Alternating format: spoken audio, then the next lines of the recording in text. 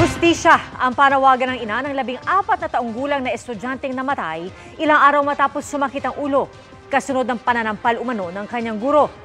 At nakatutok live si Jonathan Andal. Jonathan?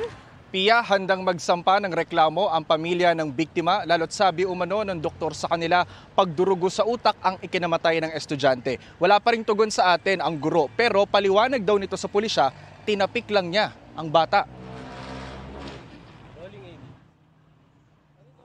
Sa eskwelahan sinimulang buuin ni Francis J. Gumikib ang pangarap na maging mekaniko. Pero dito rin pala mapuputol ang pangarap niyang ito. Kahapon, namatay ang 14 anyos na si Francis, 11 araw matapos umanong sampalin ng kanyang guro sa Peña Francia Elementary School sa Antipolo. Napakahirap tanggapin na ganito lang ang nangyari sa anak namin pagkatapos namin palakihin. Nagsimula raw ang galit ng guro dahil sa ingay ng mga bata. Sabi po ng anak ko, Teacher, ang iingay po nila.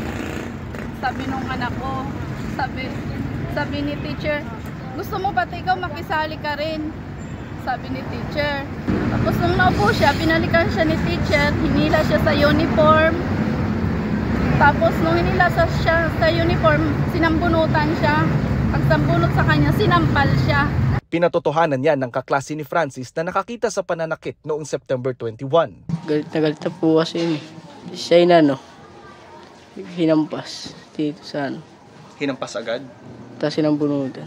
Payak na po kasi yun. Payak na po siya. Paiyak na siya nun? Pero hindi siya umiyak? Hindi. Kayo, anong ginawa niyo nun, mga kaklase? Tahimik. Nakapasok pa raw ang bata ng 3 araw, pero hindi raw nawawala ang sakit ng ulo, partikular na ang bandang kanang tainga. Ano po, nung dito po siya, hinang-hina na po talaga siya. Talos sinisigaw niya na po yung sinasabi niya, matulong, alisin niyo na ako dito. Hindi po namin matanggap na ganun mangyayari sa kanya. Ibang tao lang mananakit sa kanya.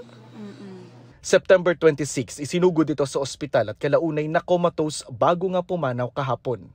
Sinubukan namin kunin ang pahayag ng gurong nakalive na simula ngayong araw pero hindi nagpapasok ng media sa campus. Ang sabi po ng teacher, hindi naman daw po niya sinampal o tinampal. Pero yung action na ginawa niya kanina nung idinemo niya is, ginanon lang daw niya yung bata. Apo. Kanina nangalap na ng mga impormasyon ng DepEd Antipolo sa paaralan at bubuo na rin ang fact-finding team.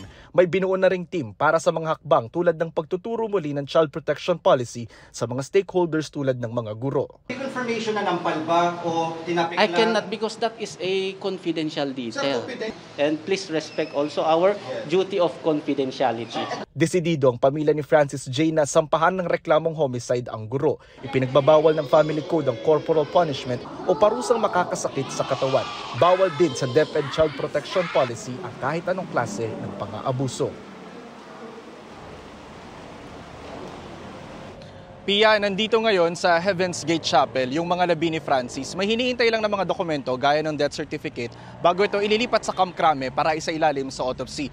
Nandito din po ngayon yung principal at yung ilang mga guro ng eskwelahan ni Francis para raw makisimpat siya sa pamilya.